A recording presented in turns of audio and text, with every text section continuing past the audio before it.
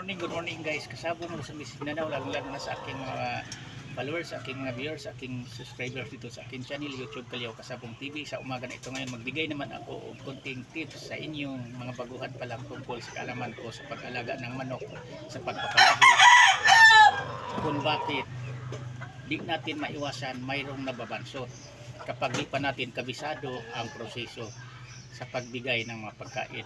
Bago ang lahat kasabong, bago ko ipagpatuloy ang usapin natin tungkol sa nababansot nating mga alagang mga manok, ito ipakilat muna sa inyo. Ito siya, 5 months.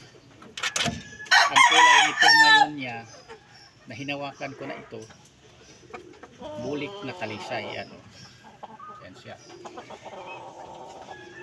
Ngayon, papaliwanag ko sa inyong mga baguhan pa lang kung bakit ang mga manok natin nababansot. Ang unang dahilan yan, nagkasakit, hindi natin nagamot agad. Lumala ang sakit niya bago natin nagagamot, kaya nababansot na siya. O kaya, nagkaroog sipon, hindi mo rin nagagamot agad, na impeksyon hanggang namabaga ang mata, hindi na ganadong kumain, minsan di na nakakita masyado sa pagkain niya, kaya nababansot din. Tapos ang sunod namang nakakabansot sa alaga nating manok, kung mahilig kayong binabasa nyo ang pagkain sa inyong mga alagang manok, binabasa nyo ang feeds, pagkatapos hindi niya ngayon naubos niyan, abutin pa ng tanghali o abutin ng hapon, tapos kinakain pa niya yan kasi nasa lagayan niyo ng pagkain manok, sa lagayan niya sa kainan, kinakain niya yan pag gutom na bandang hapon. Yan ang dahilan ding nababansot ang ating alagang manok, kasi kahit hindi sakitin yan kapag nakakain ng panis na pagkain. Katapos lalong-lalo na din ito palang tubig.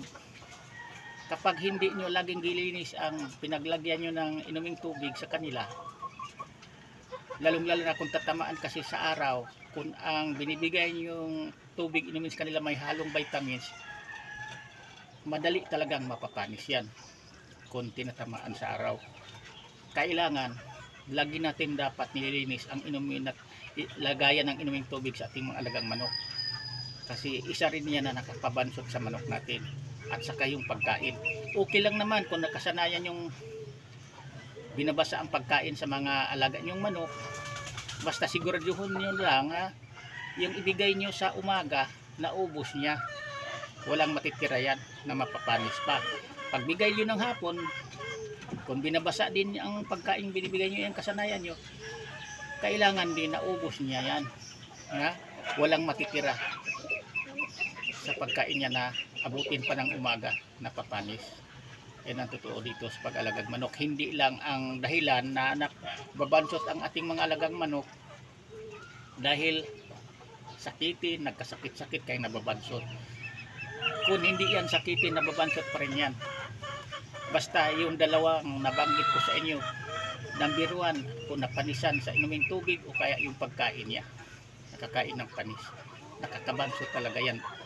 Tapos yung pinaglagyan nyo na hindi nyo rin nalinis-linis, kung madumi na, dapat linisin talaga natin yan, kasi masilan itong mga alaga natin ng mga manok na tinawag o Quality Texas. Hindi to kagaya ng native na okay lang sila kung anong pinaglagyan nila, komportable lang. Pero itong mga Texas Quality, hindi to komportable kung masilan ito sa pagkain, at saka yung pinaglagyan mo dapat laging malinis, parang hindi sila nababansot. Yan ang tamang proseso. Sa sarili ko lang na opinion, kasi pinagdaanan ko ang aking mga manok ngayon, hindi ako nakaranas ng nababansot, kasi kung nagkasakit ang aking manok, simula pa lang nakita kong magsimula na siyang magkasipon, ginamot ko naman kaagad yan, kaya wala akong nababansot na alagang manok. Sana kayo ring mga baguhan pa lang, parang hindi mababansot ang inyong mga alagang manok. Kung mapansin nyo na magkasipon na, nagluolo ang mata, gagamutin nyo na kaagad yan. Pagkatapos, iwasan nyo na magpakain kayo na sobra-sobra tapos binabasa nyo ang pagkain, parang hindi rin nababansot. Okay lang naman kung magsobra ang pagkain kung hindi binabasa. Pero kung magsobra ang binibigay nyo pagkain tapos binabasa, mapapanis yan. Kasi ang hindi binabasa kasi, kahit magsobra man yan, kahit abutin pa yan ng kinaumagahan, hindi yan napapanis. Malinis pa rin yan, malinis pa rin niya nakakainin yan. Yan ang totoo dito sa pag-alaga ng manok. Kaya sa mahilig na magbabad, magpakain ng manok nila na binabasa, iwasan na lang ninyo na magsobra ang pagbigay nyo. Dapat bawat isa ka manok, alam nyo kung anong sukat sa takal na kaya niyang ubusin.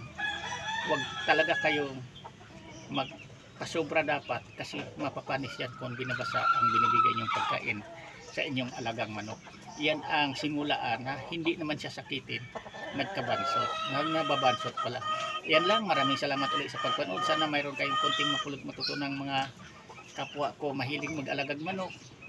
Sa umaga na ito ngayon, kung mapanood niyo itong mga content video ko, kaya hindi pa pala nakapag-subscribe, paki-subscribe din, parang updated ka sa lahat na gawin kong content video tungkol sa kaalaman ko sa pag-alaga ng favorite nating kulay sa mga manok. Yan lang, thank you ulit for noon. Bye.